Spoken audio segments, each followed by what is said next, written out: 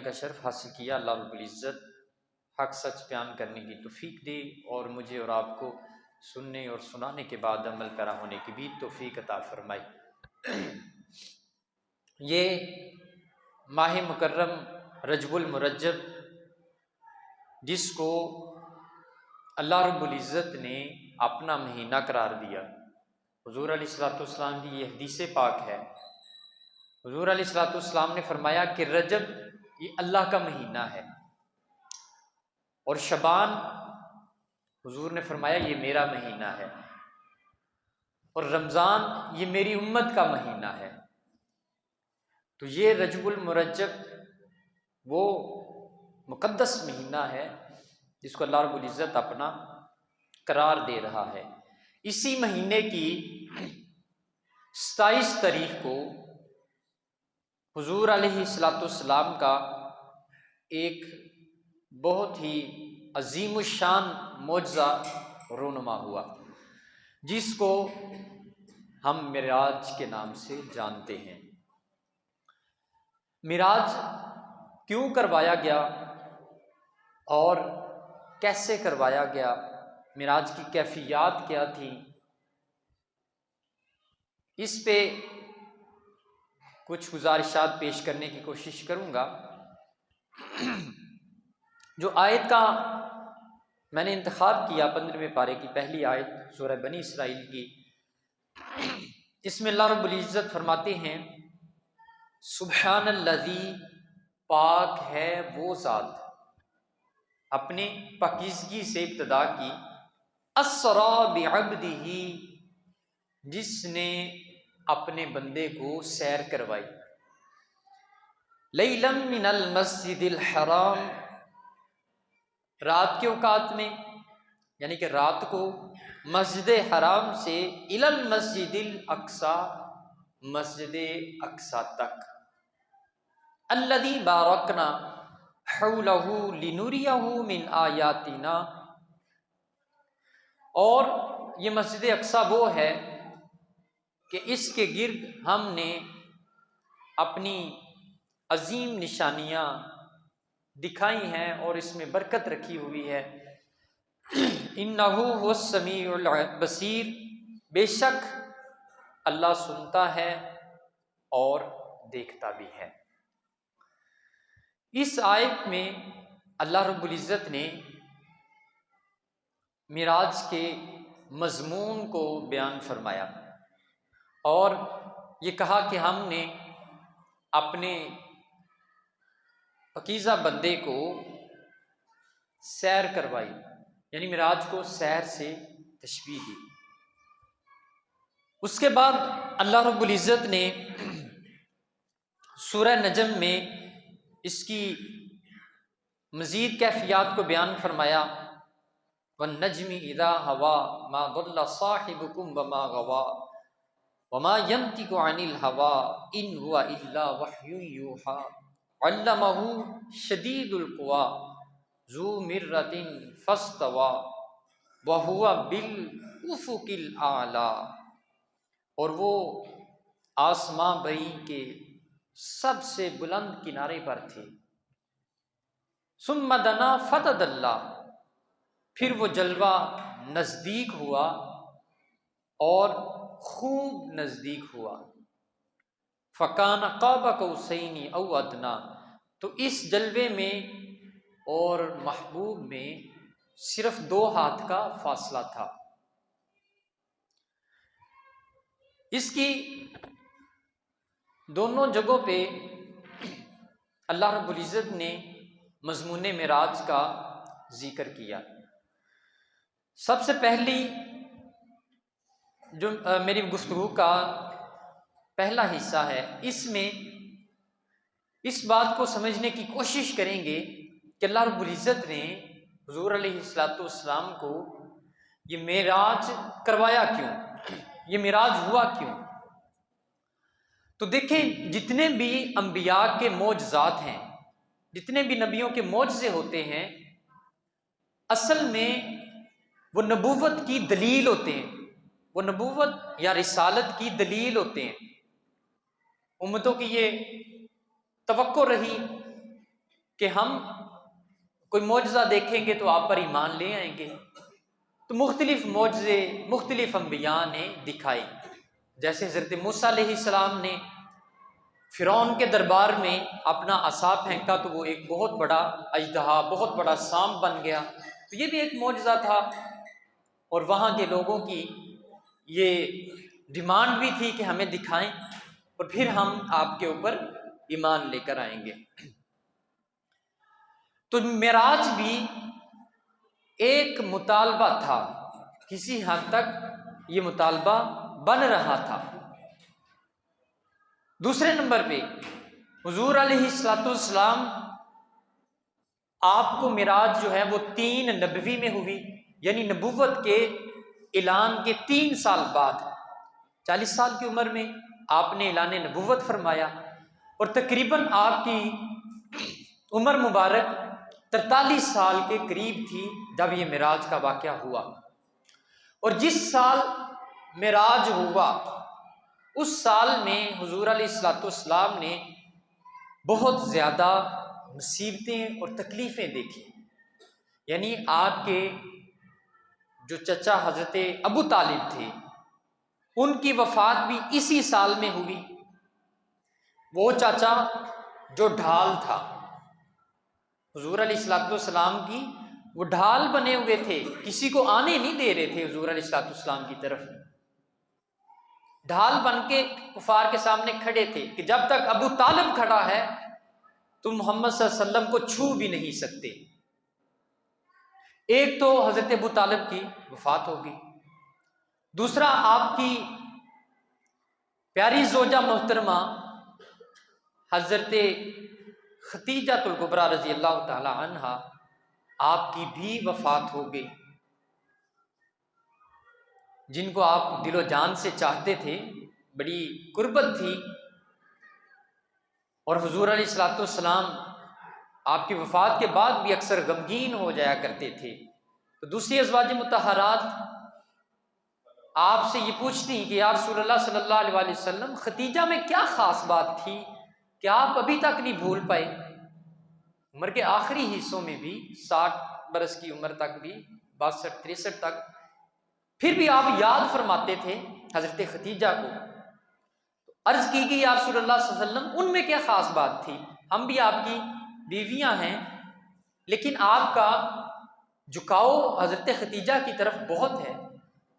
तो हुज़ूर अलैहिस्सलाम ने फरमाया आप नहीं जानती कि उसने मेरा साथ कब दिया।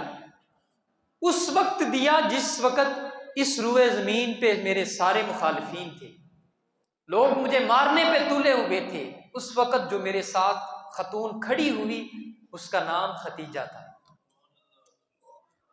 और उसी साल हुजूर अलैहिस्सलाम का सोशल बाइकाट भी हुआ, यानी माशरती बाइकाट। लोगों ने यह कहा, मुशरिकीन ने यह मंसूबा बनाया कि हम इनके साथ लेन देन नहीं रखेंगे, ये दो जो चंद मुसलमान हो गए हैं इनका बाइकाट करें, इनसे मेल मिलाप, इनसे लेन देन खत्म कर दें। एक गाठी थी शेब अबी तालिब उसको कहा जाता है, उसमें आपको महसूर कर दिया गया। खुद को हुजूर अलैहिस्सलाम ने वहां पनाह दी।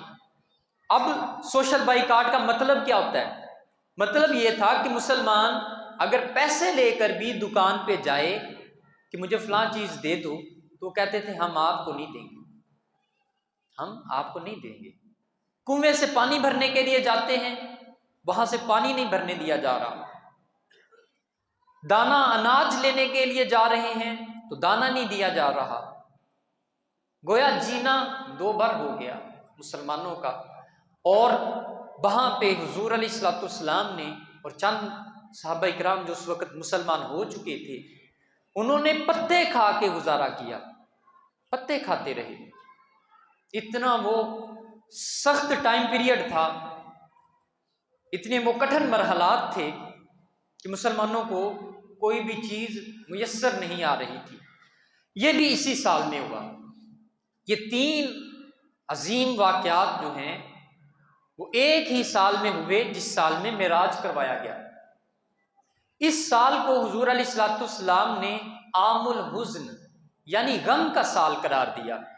हज़रत अबू तालिब भी इसी साल में वफात पा गए, आपकी ज़ौजा मोहतरमा भी इसी साल में वफात पा गई, और जो माशरती बाइकाट हुआ, कता ताल्लुकी हुई और सख्त तरीन थी, वो भी इसी साल में हुआ।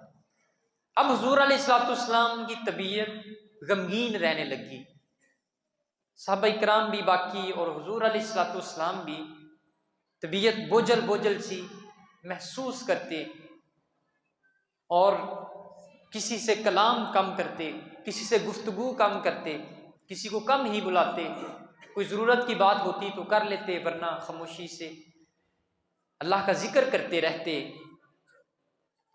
तो ये असल में हुजूर अलैहिस्सलाम की दिल जोई के लिए, हुजूर अलैहिस्सलाम का दिल बहलाने के लिए पहले नंबर पे अल्लाह रब्बुल इज़्ज़त ने हुजूर अलैहिस्सलाम को ये मेराज करवा दी कि मेरे हबीब का दिल बहल जाए, इसकी तबीयत का जो बोझ है वो मुझे देख के उतर जाए, यानी खुदा को देख के तबीयत का बोझ उतर जाए।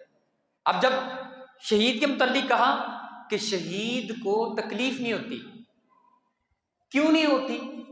कि जब शहीद के गले पे तलवार चलती है या गोली लगती है या वो जख्म लगता है जिसकी वजह से उसे शहादत होनी होती है, तो अल्लाह रब्बुल इज़्ज़त उसे उस लम्हे में अपना दीदार अता फरमाता है। वो अल्लाह के दीदार में इतना मगन हो जाता है कि उसको खबर ही नहीं रहती कि मुझे तकलीफ भी हो रही है या नहीं, उसकी आसानी से रूह कब्ज़ हो जाती है। जैसे हज़रत यूसुफ अलैहिस्सलाम का वाक़या है, ख़वातीन के सामने जब आप तशरीफ़ लेकर आए मिस्र की, वक़त्तअन अयदियहुन, वो फल काट रही थी ख़वातीन, वक़त्तअन अयदियहुन, उन्होंने अपनी उंगलियां भी काट ली, कुलना हाशा लिल्लाहि मा हाज़ा बशरा, और उन्होंने कहा कि ये तो खुदा की कसम कोई इंसान लगता ही नहीं, ये तो फरिश्ता है। उसने यूसुफ का ये आलम था कि उसने होश भुला दिए। अब जिस मखलूक के हुस्न का ये आलम है, उस खालिक के हुस्न का आलम क्या होगा। और हुजूर अलैहिस्सलाम को बुलाया गया अपने जलवे दिखाने के लिए कि जो दुनिया वालों ने मेरे हबीब को सताया है, मैं वो गम भुला दूं, अपने हबीब के दिल से वो गम खत्म कर दूं। तो एक मिराज की वजह ये थी। दूसरी वजह जो मिराज की है वो बड़ी अहम है कि रोज़े अव्वल से तमाम अंबियाए किराम से उम्मतें एक मुतालबा करती थीं, और वो ये कि आप हमें तौहीद की दावत देते हैं, आप कहते हैं कि अल्लाह पर ईमान लेकर आएं, ठीक है हम अल्लाह पे ईमान ले आएंगे, लेकिन उससे पहले मसला ये है कि हम ये बुतों की पूजा करते हैं, ये हमारे सामने है, जब दिल चाहता है हम इनको अपने दुखड़े सुना लेते हैं, हमें पता है ये सामने बैठा सुन रहा है, नजर आ रहा है, तो हम इनको दुखड़े सुनाते हैं, इनकी पूजा पाठ करते हैं। हम जब इनकी पूजा करते हैं तो हमें ये भी मुतमिन होते हैं कि ये हम इसको देख रहे हैं और ये हमें देख रहा है। तो आप जिस खुदा को कह रहे हैं कि हम मानना शुरू कर दें, वो तो हमें नजर भी नहीं आता, तो क्या आपने देखा है? ये नबी से सवाल होता था कि जिस खुदा की तरफ आप बुला रहे हैं आपने देखा है? तो अक्सर अंबिया का जवाब नफी में होता था, नहीं में होता था कि नहीं देखा हुआ। तो कहते थे कि जिसको आपने नहीं देखा हम उसको कैसे मानना शुरू कर दें। मूसा अलैहिस्सलाम की कौम ने यही इसरार किया, या मूसा अलैहिस्सलाम हम मानते हैं कि खुदा है, मान लेते हैं, लेकिन हमें खुदा दिखाओ, हमें खुदा दिखाया जाए। तो हज़रत मूसा अलैहिस्सलाम ने वो जब कौम ने इसरार किया तो फरमाया कि ठीक है मैं खुदा की बारगाह में ये इसरार करूँगा, ये खुद अर्ज गुजारिश कर दूंगा अल्लाह की बारगाह में जो आप चाहते हैं। तो यूं ही किया हज़रत मूसा अलैहिस्सलाम ने। कौम गई साथ में। फलम्मा तजल्ला रब्बुहु लिल जबल जालहु दक्कम व खर्रा मूसा सईका। जब अल्लाह ने तजल्ली फेंकी अपने नूर की पहाड़ के ऊपर, उसकी ताप भी ना ला सके, उसको बर्दाश्त भी ना कर सके। तो ये सिर्फ हजरत मूसा अलैहिस्सलाम नहीं की उम्मत की ही बात नहीं, ये अक्सर अंबिया की उम्मतों ने ये रवश इख्तियार की कि या तो ये बताएं कि आपने खुदा को देखा है, या फिर हमें खुदा दिखाएं, हम फिर ईमान लेकर आएंगे। तो हुजूर अलैहिस्सलाम के सामने भी ये सवाल आया, क्या आपने खुदा को देखा है? आप हमें कह रहे हैं कि हम बुतों को छोड़ के, हम बुतों की इबादत को छोड़ के आप जिस खुदा का कह रहे हैं उस पर ईमान ले आते हैं, वो नजर भी नहीं आता, लेकिन आपने देखा? तो हुजूर अलैहिस्सलाम का जवाब नफी में नहीं था। ये नहीं फरमाया कि मैंने नहीं देखा, फरमाया रअयतु रब्बी फी अहसनी सूरा, मैंने अपने रब को देखा, वो बड़ी सोहनी सूरत का मालिक। तो ये जो मिराज है, इसके हवाले से मुहद्दिसीन ने फरमाया कि ये जो हुजूर अलैहिस्सलाम ने फरमाया रअयतु रब्बी फी अहसनी सूरा, ये या तो मिराज था, उस वक्त हुजूर अलैहिस्सलाम ने देखा, या रोजे अव्वल में ही, इस दुनिया के वजूद से पहले ही हुजूर अलैहिस्सलाम को अल्लाह रब्बुल इज्जत ने अपने जलवे दिखला दिए थे। अब देखें, जो पिछले अंबिया हैं उनकी उम्मतों की तादाद देख लें तो बड़ी कम है, बहुत कम है, कुछ चंद 100 होती है। हजरत ईसा अलैहिस्सलाम ने इतनी कठिन तबलीग फरमाई और इतनी लंबे अरसे तक तबलीग फरमाई, तो आपको जब उठाया गया आसमानों की तरफ, तो आपके जो मानने वाले थे, जो आप पे ईमान लाए हुए थे, जो आपके हवारी थे, उनकी तादाद 22। पूरी जिंदगी में 22 बंदे साहिब ईमान हुए हजरत ईसा अलैहिस्सलाम की तबलीग से।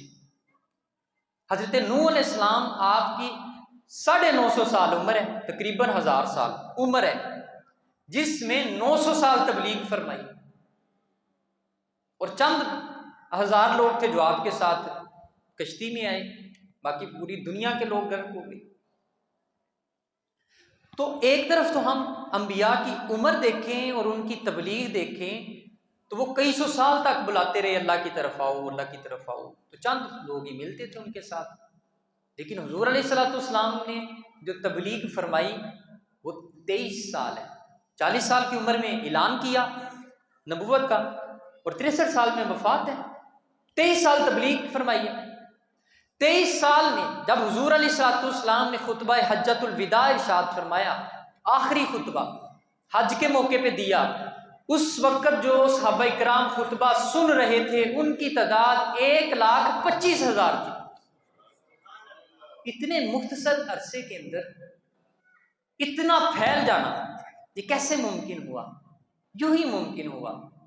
लोग नतीजे पे पहुंच गए थे, लोग नतीजे पे पहुंच चुके थे कि ये हक कह रहा है।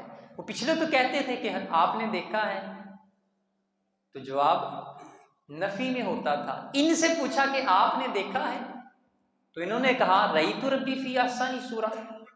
अब इसको यूं समझिए कि अगर कोई मुल्ज़म है जिसके ऊपर इल्ज़ाम लगा हो और वो अदालत में पेश हो जाए और जज के सामने वो खड़ा है और उसके ऊपर कत्ल का इल्ज़ाम है, कत्ल का इल्ज़ाम लगा हुआ है।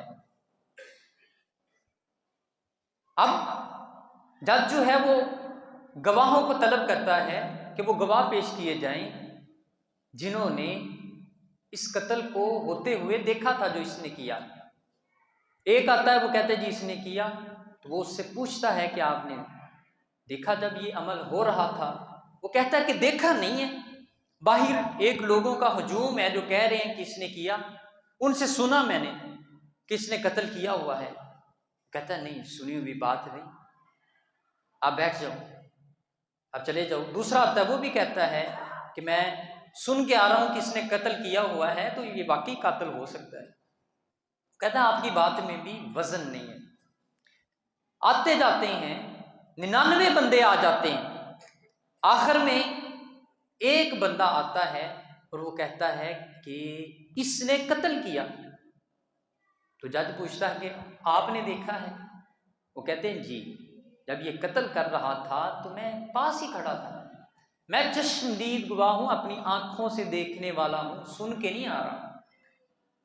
तो वो फैसले पे पहुंच जाता है। मुलजम से मुजरम हो गया, वो शख्स जो खड़ा था, जुर्म साबित हो गया, इल्जाम साबित हो गया, तो उसने फौरन सजा लिख दी, उम्र कैद या फांसी की, जो भी। अब उस जज से ये पूछा गया कि जो पहले 99 बंदे आए वो भी यही कह रहे थे कि इसने कत्ल किया है, लेकिन आप किसी फैसले पे नहीं पहुंचे थे। ये आखिर में एक बंदा आया और इसने कहा कि इसने कत्ल किया है, तो आपने फैसला भी सुना दिया, क्या वजह है? वो कहता है कि जो पहले आए थे, मैं फैसले पे इसलिए नहीं पहुंच रहा था, वो सिर्फ सुन के आए थे। ये जो बंदा आखिर में आया है, ये पास खड़ा हुआ था, ये देख के आ रहा है। बिल्कुल ऐसे ही, यानी पहले भी कौमों को अंबिया कहते रहे कि खुदा है, लेकिन वो कहते थे आप देख के आ रहे हैं, आप देखा है आपने।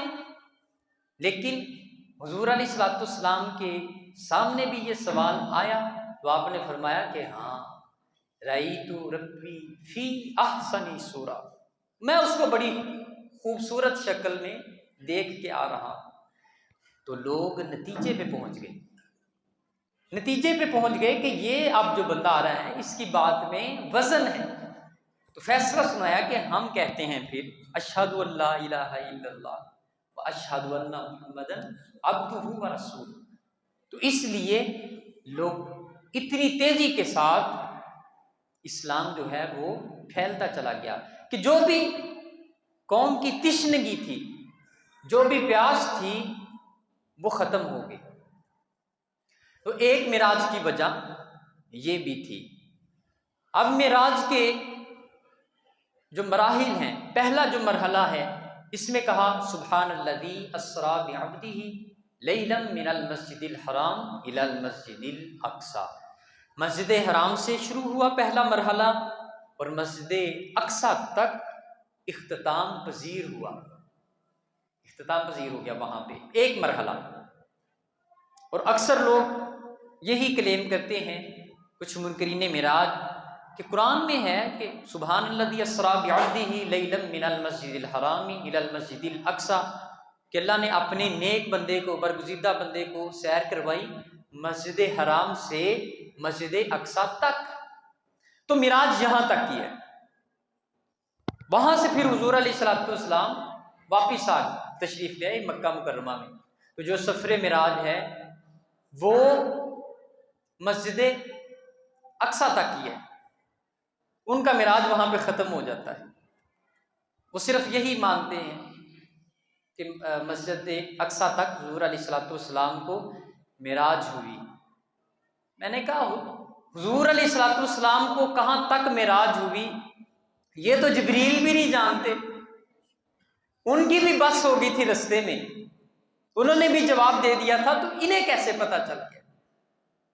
अब जो दूसरा मरहला है, मस्जिद हराम से हज़रत जिब्रील अलैहिस्सलाम हुजूर अलैहिस्सलाम को तैयार करवा के, बुराक पे सवार करवा के एक शानो शौकत के साथ वहां से निकले और मस्जिद अक्सा में, बैतुल मक़दस जो फ़लस्तीन में है, यहाँ पे हुजूर अलैहिस्सलाम ने तमाम अंबियाए किराम की इमामत फरमाई।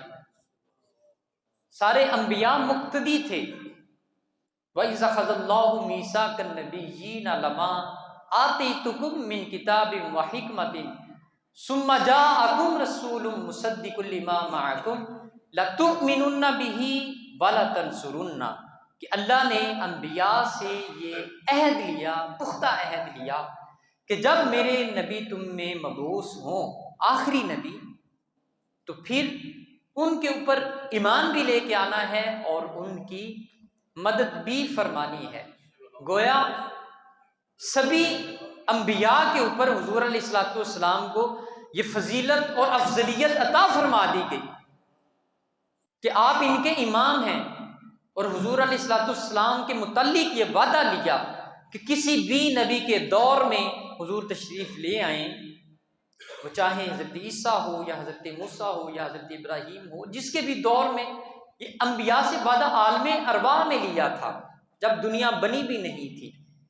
तो ये अंबिया से वादा ले लिया गया था कि फिर आपने अपनी नबूवत की तबलीग छोड़कर जो हुजूर यहाँ पे तशरीफ लाएंगे और उनकी नबूवत होगी और उनकी रिसालत होगी, जो इनकी शरीयत होगी, इस शरीयत की तबलीग करनी है। फिर आपकी जो शरीयत है वो मनसूख हो जाएगी। तो वहाँ पे हुजूर अलैहिस्सलाम की शान तमाम अंबिया को अल्लाह रब्बुल इज़्ज़त ने दिखा दी।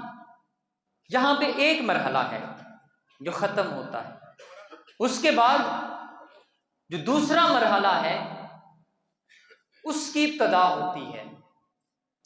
इस मरहले में मुख्तलिफ मखलूक़ात हुजूर अलैहिस्सलाम के साथ हैं और इंसान भी हैं, यानी जो अंबिया हैं वो भी आपके साथ साथ हैं। दूसरा मरहला शुरू होता है, वहाँ पे हज़रत जिब्रील अलैहिस्सलाम हुजूर अलैहिस्सलाम के साथ हैं, जो मस्जिद अक्सा से शुरू होता है और सिदरतुल मुंतहा पे इख्तिताम पजीर होता है। वहाँ तक ये दूसरा मरहला है। इसके दौरान हज़रत जिब्रील अलैहिस्सलाम हुजूर अलैहिस्सलाम की मैयत में हैं, आपके साथ हैं। ये दूसरा मरहला है। और रास्ते में मुख्तलिफ अंबियाए किराम मुख्तलिफ आसमानों पे आपके इस्तकबाल के लिए खड़े थे। हज़रत आदम अलैहिस्सलाम से मुलाकात हुई पहले आसमान पे, ईसा अलैहिस्सलाम से मुलाकात हुई, हज़रत इदरीस अलैहिस्सलाम, यानी हर आसमान पे एक मोतबर नबी और रसूल भी होता था साथ में, वो आपके इस्तकबाल के लिए वहाँ पे खड़ा होता था। अब हुजूर अलैहिस्सलाम ने फरमाया कि जब मैं मस्जिद अक्सा की तरफ मेरा बुराक जा रहा था, मस्जिद हराम से मस्जिद अक्सा की तरफ मैं जा रहा था, तो मैंने देखा कि मूसा अलैहिस्सलाम अपनी कब्र में नमाज पढ़ रहे थे। और मस्जिद अक्सा पहुंचे तो हुजूर अलैहिस्सलाम ने फरमाया वहां मेरे मुक्तदियों में खड़े थे। और चौथे आसमान पे हजरत मूसा अलैहिस्सलाम ने आपका इस्तकबाल किया। रफ्तार चेक करें हजरत मूसा अलैहिस्सलाम की, कि पहले नमाज पढ़ रहे थे और हुजूर ने गुजरते हुए देखा, और फिर मस्जिद में पहले मौजूद थे, मस्जिद में भी पहले मौजूद थे, मस्जिद अक्सा में मुक्तदियों की साफ में खड़े थे। और फिर जब वहां से हुजूर आगे की तरफ निकले तो चौथे आसमान पे भी इस्तकबाल के लिए खड़े हुए थे। तो ये हुजूर अलैहिस्सलाम का प्रोटोकॉल है जो दिया गया अंबिया। यहाँ से हमारा जब वजीर आजम होता है तो छोटे छोटे जो सेक्रेटरी होते हैं उनकी इस तरह दौड़ लगी होती है कि इससे पहले वहां पे पहुंच के इंतजाम देखना है कि वहां के मामलात क्या हैं जहां पे वजीर आजम साहब ने आना है। तो छोटे छोटे सेक्रेटरी वो भाग रहे होते हैं उसके लिए, और पहले वहां पे पहुंचने की कोशिश करते हैं। यहाँ पे अल्लाह रब्बुल इज्जत ने अपने हबीब को प्रोटोकॉल देने के लिए अंबिया की ड्यूटी लगाई कि मेरा हबीब यहाँ से गुजरे तो तुम यहाँ पे मौजूद हो, उसका इस्तकबाल करना है। इस शान से अल्लाह रब्बुल इज्जत ने मिराज करवाया। और फिर ये वाला सफर सिदरतुल मुंतहा पे खत्म हुआ। वहां से हजरत जिब्रील अलैहिस्सलाम ने जवाब दिया और कहा कि या रसूलल्लाह सल्लल्लाहु अलैहि वसल्लम, ये मेरी रेड लाइन है, इत्थों उत्ते नहीं जा सकता, 600 परों का मालिक हूं, हल्का सा भी यहां से ऊपर हुआ, हल्का सा भी ऊपर हुआ तो पर जल जाएंगे। इसके ऊपर अल्लाह की नूर तजल्लियात की रहमतें हैं, मेरे में वो ताब नहीं कि मैं उसको बर्दाश्त कर सकूं। और हज़रत जिब्रील के परों का ये आलम है कि वो 2 पर खोलें तो मशरक से मगरब तक उनके पर फैल जाए, इतने बड़े उनके पर हैं। कहा ये 600 पर जल जाएंगे। बस हमारा और आपका साथ यहीं तक था। हुदूद ताईरे सिदरा हुजूर जानते हैं, कहाँ है अर्शे मुअल्ला हुजूर जानते हैं। पहुँच के सिदरा पे रूहुल अमीन कहने लगे, यहाँ से आगे का रास्ता हुजूर जानते हैं, यहाँ से आगे का रास्ता हुजूर जानते हैं। और फिर वहां से हुजूर ने आगे के सफर का इरादा फरमाया। मुख्तलिफ रिवायात हैं कि अल्लाह रब्बुल इज़्ज़त के नूर की ही तजल्ली थी जिस पे हुजूर अलैहिस्सलाम सवार होकर तशरीफ लेकर गए। सूरह नजम में इसकी तफसीलात अल्लाह रब्बुल इज़्ज़त ने बयान फरमाई। सुम्मा दना फतदल्ला फ़काना काबा कौसैनी औ अदना, कि हम अपने हबीब को इतना करीब ले आए। सुम्मा दना फतदल्ला फ़काना काबा कौसैन, कौसैनों दो कौसैनों का फासला था। कौसैन कहते हैं जिसमें वो तीर को खींचा जाता है और छोड़ा जाता है, वो सी की शक्ल का होता है, इस तरह उसको कौसैन कहते हैं। तो दो कौसैनों का फासला था खुदा के नूर में और हुजूर अलैहिस्सलाम में। फिर कहा औ अदना, इससे भी कम हो गया, अब इससे भी कम हो गया। सूरह नजम में अल्लाह रब्बुल इज़्ज़त फरमा रहे हैं। और हुजूर अलैहिस्सलाम ने जो मुलाहिजा किया, कुरान मजीद में ये है, ऐनमा युद्ध, उस खुदा की ज़ात को कोई इहाता नहीं कर सकता, कोई आंख देख नहीं सकती, लेकिन ये हुजूर अलैहिस्सलाम की सिफात थी। सिफ्त में ये शामिल था कि अल्लाह रब्बुल इज़्ज़त ने हुजूर अलैहिस्सलाम को ये ताकत अता फरमाई और दिल की आंखों से हुजूर अलैहिस्सलाम ने अपने खुदा के नूर को मुलाहिजा फरमाया। दुआ है अल्लाह रब्बुल इज़्ज़त जो भी कहा सुना समझा इस पे अमल की तौफीक दे, और जो नहीं समझ सके अल्लाह रब्बुल इज़्ज़त उसकी भी समझ अता फरमाए। वमा तौफीकी इल्ला बिल्लाह।